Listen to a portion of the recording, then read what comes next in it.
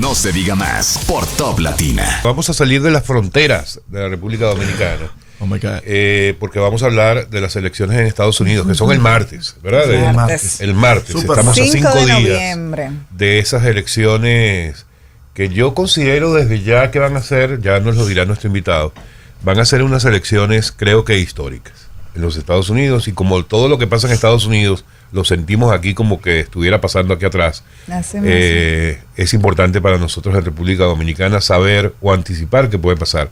Ha ocurrido de todo. Pareciera que las encuestas... bueno, no te he presentado, disculpe. El amigo, el consultor político internacional, Rafael Cerame, con nosotros. Bienvenido. Muchas gracias, Alex. Muchas gracias a todos. Rafael, bueno, hemos visto muchas cosas en esta campaña, cosas que no habían ocurrido en un pasado nunca, como que, por ejemplo, el presidente Biden salió del juego de manera repentina tras un debate, además faltando muy poco para las elecciones, pocos meses para las elecciones. La pelea ha estado ahí muy pareja, según dicen las encuestas. Ya tú nos dirás cómo nos está mostrando hoy. Pero han ido pasando cosas importantes, como por ejemplo lo que acaba de pasar hace 3 días con el humorista en pleno acto de Trump que ofendió a los puertorriqueños, y eso ha generado, yo creo que eso puede determinar en gran medida lo que va a ser el voto, no solamente puertorriqueño, sino latino en las elecciones. Cuéntame cómo los estás viendo. Partimos de lo macro y por ahí seguimos en la conversación. Sí, Alex, mira, si nosotros analizamos cuál era el panorama político en los Estados Unidos hace 3 meses, Donald Trump tenía una ventaja de doble dígito sobre los demócratas en prácticamente todos los estados que deciden la elección. La elección en los Estados Unidos se determina mediante el colegio electoral, y es que cada estado tiene un valor electoral, un número electoral que se necesitan para llegar a los 270 votos electorales que necesita un candidato para ser el presidente. Y perdón, eso depende de la cantidad de población que tienen, porque correcto, es por delegados. Correcto. De acuerdo. Entonces, se da el famoso debate, el primer debate entre Biden y Trump, y Biden pues fue un evento que le presentó al mundo, a la nación de los Estados Unidos también, la condición en que estaba el presidente en ese momento, y en un acto encomiable de desprendimiento, el presidente Biden determina dejar la candidatura, no buscar la reelección, y ahí es que viene todo el movimiento a lo interno del Partido Demócrata para seleccionar un candidato, y terminan nominando a Kamala Harris. Tienen una exitosa convención demócrata que la catapulta en las encuestas a estar pareja desde ese momento con Donald Trump. Y llevan básicamente 60 días intercambiando delantera en las encuestas hasta lo que ha sido esta última semana. Restan 5 días de campaña, y la ventaja, yo estaba analizando ahorita un compendio de las principales encuestas que hace el site Real Clear Politics, y la ventaja está dentro del margen de error, tanto en las encuestas a nivel nacional como en los estados que deciden esa elección. Menos del 5%. Menos de 0.5%. Wow. O sea, no llega reñida a 1%. Totalmente. Entonces, se da el cierre de campaña en New York, en el Madison Square Garden de Donald Trump, y cometen la gran imprudencia de ofender a los puertorriqueños con esas expresiones del comediante que antecedió el mensaje de Trump. El efecto que puede tener eso es determinante en el estado de Pensilvania, que es el estado que va a decidir la elección. Si Kamala Harris llega a ganar el estado de Pensilvania, puede ser la presidenta. Tan sencillo como eso. Wow. Y en Pensilvania residen 600,000 puertorriqueños. Entonces, un estado donde la contienda está básicamente empate, pues eso puede ser determinante. Pero un factor importante también a considerar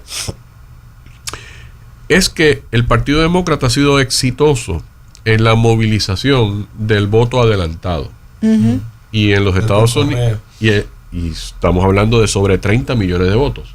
Entonces, es posible que el próximo martes no se conozca quién es el presidente de los Estados Unidos, porque la cantidad de votos que resten por contabilizar la madrugada del 6 de noviembre, pues no permita certificar un ganador. Ahora, hay varios elementos de lo que nos menciona Rafael que a mí en lo particular me generan preocupación. Por ejemplo, el tema de lo que acabas de decir, el voto anticipado, que normalmente, para quienes no lo sepan, se envía por correo. Han pasado algunos hechos en los que no sé si ciertos o no, pero que se han incendiado buzones de correo y se ven, se supone que había votos allí que podían haberse perdido. Pero si a eso le sumas el discurso de Trump en el periodo anterior, en el que él hoy día todavía no reconoce que perdió las elecciones anteriores. Sabemos lo que ocurrió en enero en el Congreso, en enero de ese año, en el 21. O sea, hay una serie de elementos, una ventaja o una competencia tan reñida que no llega a un 1%. Todos esos elementos me dan a mí que no se va a saber el resultado el mismo día. Eso podría traer conflictos importantes si Trump y sus seguidores sienten si al final no son los ganadores. ¿No lo ves así? Sí. Otro atentado al Capitolio, ¿tú crees? ¿Se atreven a tanto? No un atentado al Capitolio, pero si no se conoce, si no se tiene certeza la madrugada del próximo miércoles quién es el presidente de los Estados Unidos, conociendo cómo es Donald Trump, pudiera hacer expresiones que promuevan un clima de violencia, sin duda alguna. Pero es una elección también donde la comunidad dominicana en estados claves como Pensilvania, donde viven muchos dominicanos también, Nueva York, la Florida, va a ser importante. Y hay que tomar en consideración que hay importantes dirigentes de origen dominicano en esta elección. El congresista Payat va a elección ahora. Recuerden, en los Estados Unidos el próximo martes también va a elección 1/3 del Senado. O sea que está en juego el control del Senado y la totalidad de la Cámara de Representantes, o sea, del Congreso. Y también las encuestas reflejan que es una elección sumamente cerrada a nivel legislativo también. Sí, usted mencionaba en el principio que los votos necesarios para salir un candidato electo como presidente en los Estados Unidos son 270 votos en el colegio electoral. Correcto. Sabemos que en los Estados Unidos existen los que son los llamados estados péndulos, que representan un 93 votos necesarios para el colegio electoral. ¿Cómo está la inclinación y la balanza en esos estados llamados estados péndulos que serán los decisivos para ganar las elecciones en este caso? Mira, es tan cerrada la elección que las proyecciones ponen 270 votos. Si Kamala Harris ganara el estado de Pensilvania, la elección sería 270 en el colegio electoral frente a 268. Wow. Esto nunca ha pasado. Qué barbaridad. O sea, es una elección absolutamente cerrada. Así también uno de los estados que se dice que es importante, aparte de Pensilvania, es Michigan. Sí. Entonces, cuéntanos un poquito cuáles son las expectativas de Michigan y también con relación al voto anticipado. Hace unos días se decía que los republicanos estaban encabezando. ¿Cómo está actualmente? No, el voto adelantado, sin duda el Partido Demócrata ha sido más eficiente, más efectivo en su movilización. En Michigan, nuevamente dentro del margen de error, la ventaja en las encuestas es para Kamala Harris por 0.05%. Ay, Dios. O sea que un virtual es una empate. Locura. Va a ser una noche muy larga en los Estados Unidos.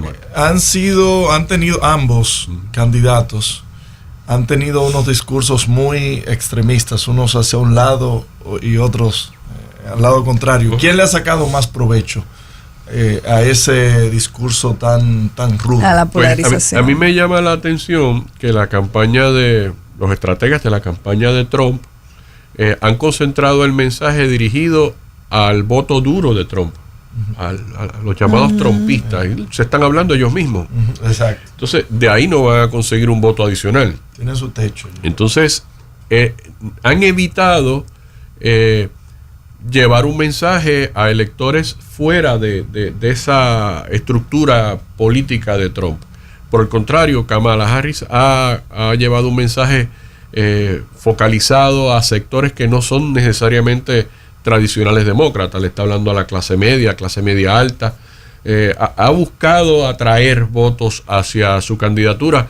Y si analizamos las encuestas, cuando era Biden candidato, que la ventaja era de doble dígito de Trump a lo que es el escenario actual, pues ella ha sido exitosa en eso. Pero todavía, por las encuestas, no hay un margen que pueda anticipar quién es el próximo presidente de los Estados Unidos. Hay una serie de temas también que en lo que queda de estos días, cualquier error de la Casa Blanca le puede costar la presidencia a ella. Temas como temas de política exterior, como lo que está pasando en Medio Oriente, Ucrania, la situación en América Latina, particularmente con Venezuela, la situación en Cuba.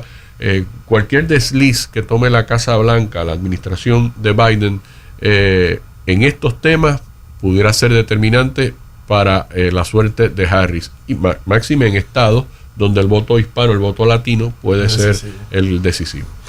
¿Cuál de las dos opciones es la mejor? Harris, Trump, y en todo caso, para efectos nuestros, desde la región, ¿qué nos beneficiará más? Yo pienso que una administración de Kamala Harris sería más favorable para América Latina. Trump es un personaje tan complicado y tan volátil en un mundo con unos problemas tan serios, tantos conflictos que alteran la economía mundial, la situación en Ucrania, Medio Oriente. Un ejemplo es la invasión rusa en Ucrania. Trump ha dicho que va a retirar a los Estados Unidos como miembro de la OTAN. Eso tiene una implicación. Eso es básicamente dejar a Ucrania sin el respaldo que lo mantiene todavía en ese conflicto. Entonces, eso tiene una implicación en Europa. O sea, lo que pasa el martes puede alterar toda la estabilidad económica también en Europa. ¿Cómo manejaría Trump la situación en el Medio Oriente, que puede escalar a una escala mundial? Regional, claro. Pues de eso se trata.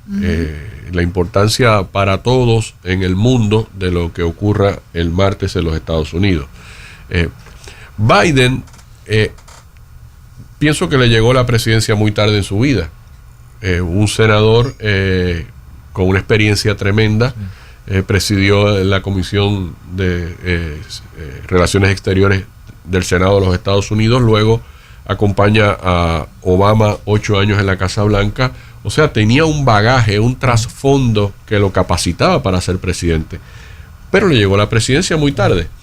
Entonces Kamala Harris le llega a la candidatura presidencial sin buscarla, básicamente. Entonces pienso que esta elección también va a facilitar un relevo generacional en el liderazgo político en los Estados Unidos.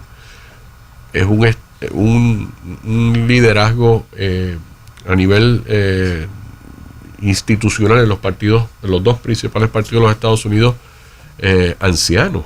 Sí. O sea, estamos hablando de que antes Trump criticaba a Biden por ser viejo, pero ahora el viejo es él. Eso es otro factor en esta campaña, cómo cambió en cuestión de días el perfil de los candidatos. Inmediatamente el candidato viejo pasó a ser Trump y la novedad pasó a ser Kamala Harris. Sí. Así que ya vamos a ver qué ocurrirá con este voto adelantado, que yo creo que va a ser clave en el proceso. Y estoy obligado a hacerte esa pregunta que tiene que ver con lo mismo, perdona, Máximo. ¿Y para Venezuela en particular? Pues es probable que se tenga la percepción que Trump sería más agresivo en su política exterior hacia Venezuela. Sin embargo, el ex Chief of Staff, el secretario de la presidencia, el general Kelly, de Donald Trump, quien está pidiendo el voto en contra de Trump, habiendo sido su principal funcionario de la Casa Blanca, manifestó que él compartió con Trump asuntos de Venezuela y Trump elogiaba a Maduro en ese momento. Así que imagínense qué situación. Miren, ahora en estos días van a haber figuras importantes del Partido Republicano pidiendo un voto en contra de Trump. El expresidente George Bush, el ex vicepresidente Dick Cheney, el ex candidato y actual senador de Utah Mitt Romney, figuras de mucho peso en el Partido Republicano, pidiendo un voto en contra de Donald Trump. Donald Trump secuestró el Partido Republicano. Entonces lo amenazó con que si no era el candidato en esta elección, se presentaría como candidato independiente. O sea, eso fue una forma de forzar que fuese el nominado. Evidentemente yo no simpatizo con Trump, pero evidentemente. Pero uno tiene que en este análisis reconocer que tiene una posibilidad real de ser el presidente. Claro. El futuro, más allá de estas elecciones, de la política norteamericana que se ha vuelto básicamente latina por el tema de los outsiders, que no son netamente políticos. Y bueno, ya Donald Trump llegó a ser presidente y pueda que sea una opción ahora para el próximo martes. ¿Cuál es el futuro de la política? Porque por un lado hablabas de el presidente que sí tuvo una carrera política, pero en el tema de Kamala y ahora Donald Trump, ¿qué es lo que se vislumbra?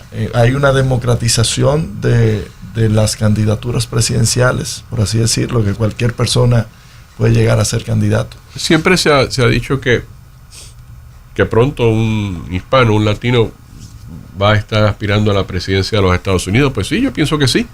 Hay en ambos partidos importantes figuras latinas. En el gabinete demócrata, el secretario de Educación es puertorriqueño.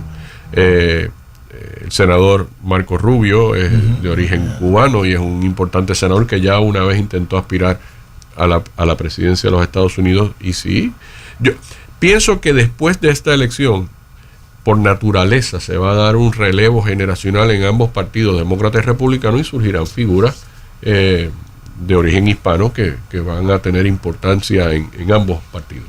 Ahí la pregunta sería, como hacemos la pregunta aquí todos los días, de ¿está República Dominicana preparada para una mujer presidenta? Allá será, ¿está Estados Unidos preparado para un latino presidente? Sí, sin duda alguna, eso lo vamos a ver en los próximos años. Rafael, esta campaña ha sido muy extraña. Tú lo comentabas, las distintas cosas que han ido pasando. Y han pasado cosas que cuando uno más o menos conoce cómo se manejan los temas políticos, los temas de comunicación en campaña, han pasado cosas que probablemente uno ni hubiera pensado que podían pasar. Esto del humorista en la actividad de Trump en el Madison Square Garden, eso es algo que tú podrías decir, bueno, pero ¿cómo pudo ocurrir eso? ¿Cómo permitieron que un humorista hiciera un chiste entre comillas, sobre la comunidad hispana en un momento en el que está en una actividad como esa, etcétera, etcétera? ¿Cómo no reaccionaron? Pudieron no anticiparlo, pero ¿cómo no reaccionaron de una manera más efectiva? ¿Cómo lo ves como consultor político? Si tú fueras uno de los consultores de Trump, en este momento estarías en problemas, por ejemplo. Claro, yo creo que ese equipo de estrategia de Donald Trump, su principal desafío es cómo manejar al candidato.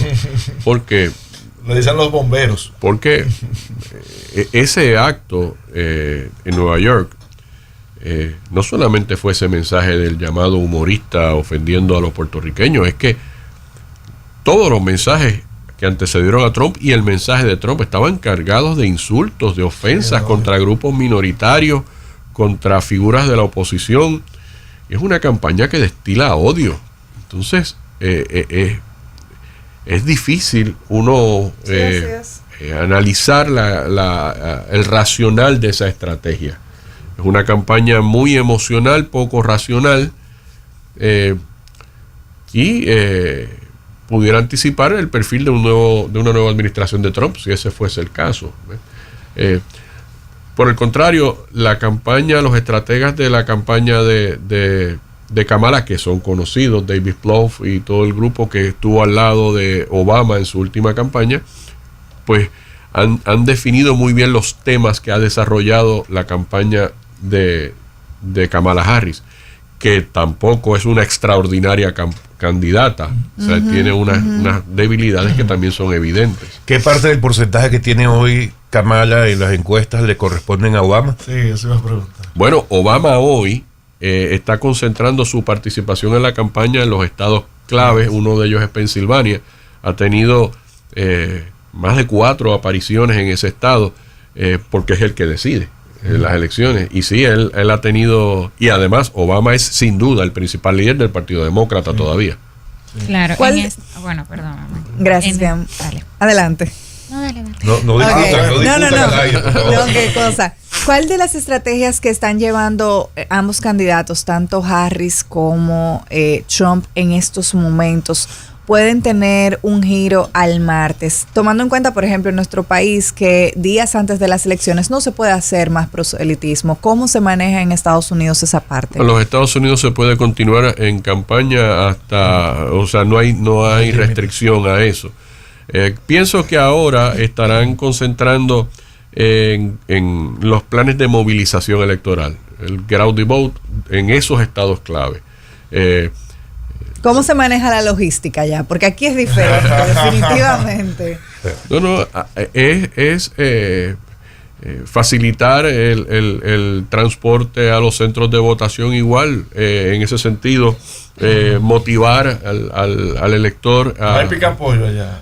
500 pesos, no se maneja así. Se le paga a esas personas que sirven para la facilitación de los transportes. O sea, no es pero algo... eso es un trabajo. Es un trabajo. Bueno, como cualquier otro. una campaña presidencial es una campaña básicamente billonaria en los Estados Unidos. Sí. O sea, y en ese sentido Kamala demostró también capacidad para levantar dinero, y eso fue importante.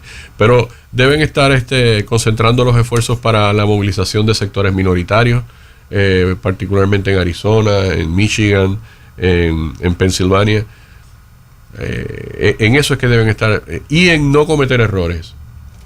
Eso va a ser determinante. Y ahí Donald Trump es el más propicio a cometer errores. Le ponen un micrófono al frente y dice cualquier cosa. Su peor enemigo es el tiempo. Pero que ese sentimiento que genera Donald Trump en la gente de rechazo por lo directo que es en cuanto a sus argumentos, por lo volátil que pueda parecer en cuanto a sus acciones o a lo que invita, ¿no? Es precisamente es como su capital. Es como lo que lo que usted mencionaba anteriormente, al principio, que decía, no, ellos están haciendo campaña para ellos mismos, desde siempre la han hecho, porque ahí es que reside su verdadera fuerza, ahí es que está el corazón del republicano, en su misma gente. O sea, los demócratas, a mi entender, obviamente capitalizan todo lo que necesiten, lo que sea necesario para llegar al poder, sin renunciando incluso hasta sus propias convicciones. O sea, es muy fácil para ellos inclinarse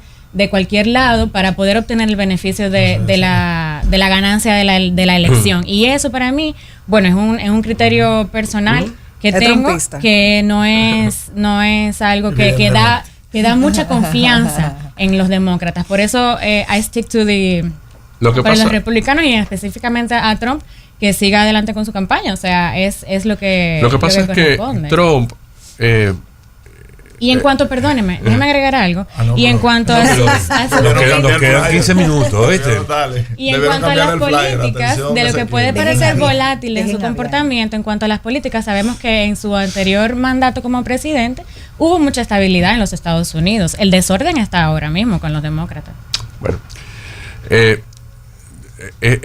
yo creo que si hablamos de estabilidad, Donald Trump ha sido el político en los Estados Unidos que más ha influenciado en la división en los Estados Unidos. Así mismo, la polarización. Ha dividido la sociedad de los Estados Unidos.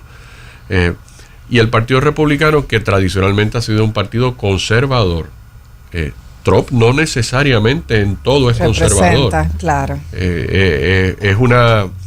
es difícil definir filosóficamente y políticamente a Donald Trump. Es un personaje que ha logrado conectar en su forma de ser con un amplio sector de la sociedad de los Estados Unidos que está disgustada con la política, con los partidos. Él ha canalizado muy bien la inconformidad de sectores de la sociedad con el gobierno, con la situación económica, con los problemas que genera la inflación.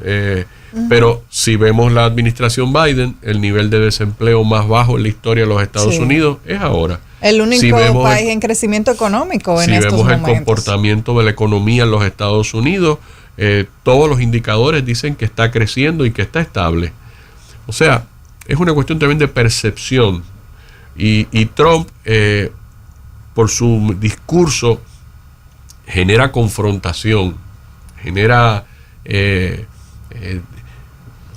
incertidumbre también. Fue solamente, imagínense, un presidente derrotado justo 24 horas antes de salir de la Casa Blanca, promoviendo una insurrección civil. Pues ese es Donald Trump. ¿Qué pasará con Trump? ¿Qué se puede prever con su persona en caso de que llegue a perder el martes? Bueno, recuerden que Donald Trump tiene todavía varios casos en los tribunales. Donald Trump es el único candidato a la presidencia de los Estados Unidos que ha sido convicto de 34 cargos criminales. Tiene todavía en curso varios procesos judiciales. Si perdiese las elecciones el próximo martes, pues me imagino que va a tener mucho tiempo que dedicarle a sus abogados. Pero Rafael, quiero aprovechar, no quiero desaprovechar tu presencia para hablar del tema de la consultoría política y el rol que juegan los consultores políticos, sobre todo en casos de campañas presidenciales. Aquí tienen mucho trabajo, porque hay muchos candidatos presidenciales. Bueno, si hablamos de presidenciales, podrían estar aquí haciendo congresos de consultores políticos cada 3 meses.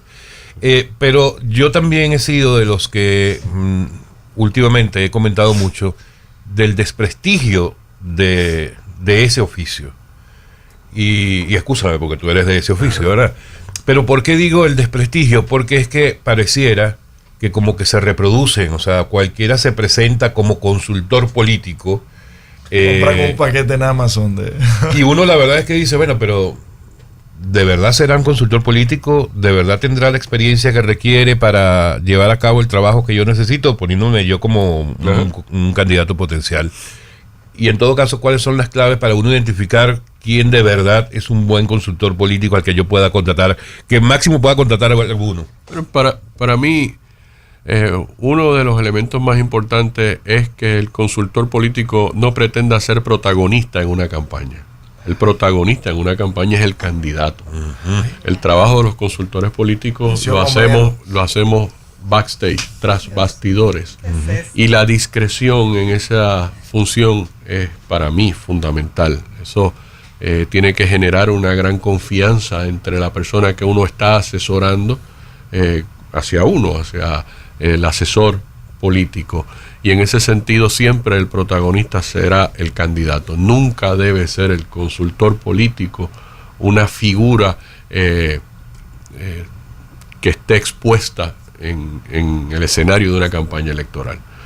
Segundo, la política evoluciona y hay que empezar a comprender también el uso de recursos tecnológicos en la integración de lo que es un plan de campaña.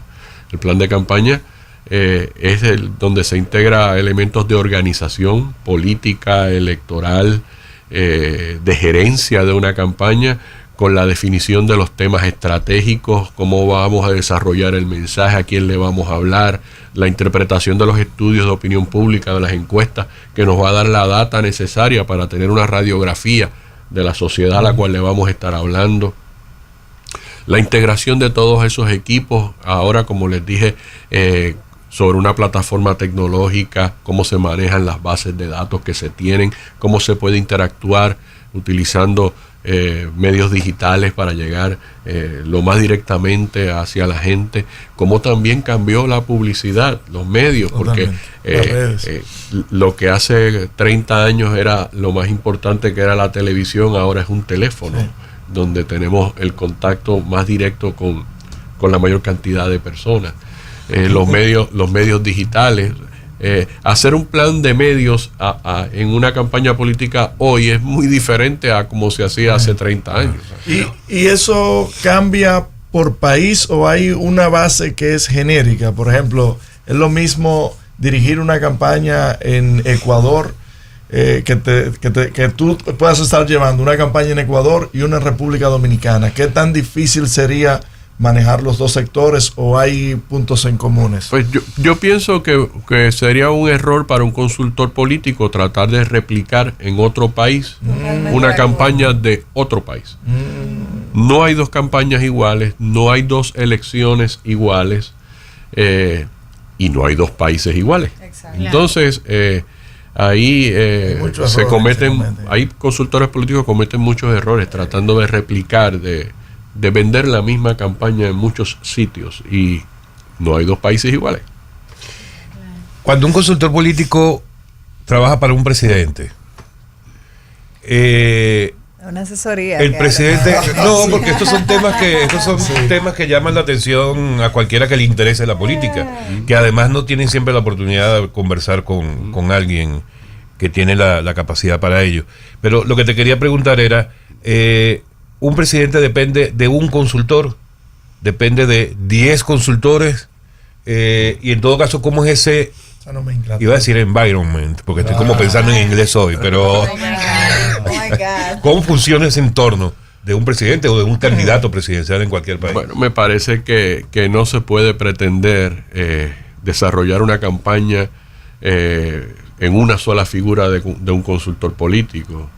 Se integran varios asesores porque hay áreas de especialidad en eso. Igual ocurre ya cuando la persona pasa a desempeñar el cargo de la presidencia. Va a tener múltiples asesores especializados en diferentes áreas en este ámbito de las comunicaciones, que va más allá de la consultoría política. Así que no es un trabajo que dependa de un asesor, sino de un equipo de asesores, y cómo se puedan complementar todos en ese equipo. ¿Y qué tan? Porque el tema es las ideas que deben fluir más, porque antes tú podías manejar una campaña política con un eslogan, un lema, una sola línea, pero ya diste un hit o un jonrón esta semana, pero ya eso no te va a servir para la próxima semana. ¿Cómo se maneja eso, lo tan variante que también es en el tema comunicacional una campaña? Bueno, tomemos como ejemplo la campaña de los Estados Unidos. Sí. Fíjense cómo cambió todo en cuestión de 90 días, y cómo en estas últimas 2 semanas se han dado todas estas situaciones donde están manejando crisis ambas campañas. Manejando crisis producto de errores de los candidatos. El evento en Nueva York, donde se ofendió a tanta gente de parte de la campaña de Trump, cómo tienen que empezar a hacer damage control en cuestión de horas. Ayer, la campaña de Kamala Harris trató de hacer un evento para llevar mensajes positivos, para contrarrestar la percepción de tanta confrontación en la campaña de Trump, con un mensaje de unidad positivo.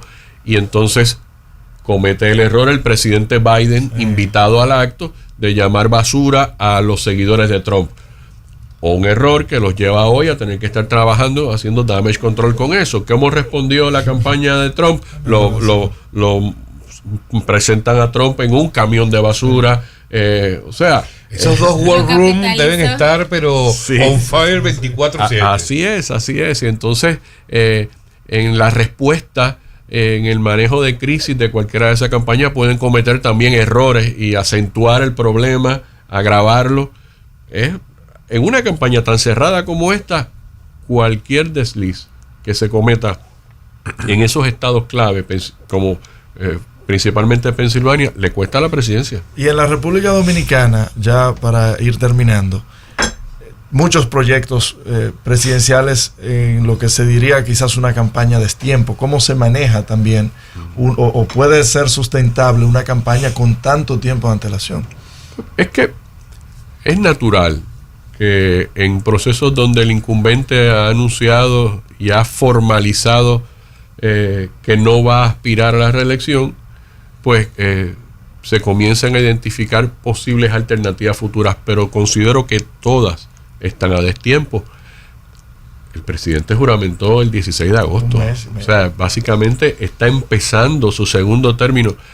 Para mí sería un error que para aquel que interese buscar una nominación presidencial, que se exponga de manera prematura, con tanta anticipación a un proyecto presidencial en este momento. Pero habrá quienes se defiendan diciendo que un proyecto presidencial tampoco es de 4 años, sino que es a largo plazo. Claro, pero aquí hay una ansiedad muy grande. Bueno, lo que ocurre es, en la política, el uso del tiempo, el uso correcto del tiempo es fundamental. Y hay ciclos que tienen fechas ciertas. Las elecciones serán en mayo del 2028. Eso es así. Y habrá primarias en octubre del 27. Eso, ahí se nominarán los candidatos. En función de eso es que se debe trabajar un plan de campaña. El que empiece de manera prematura a lo mejor se queda en el camino.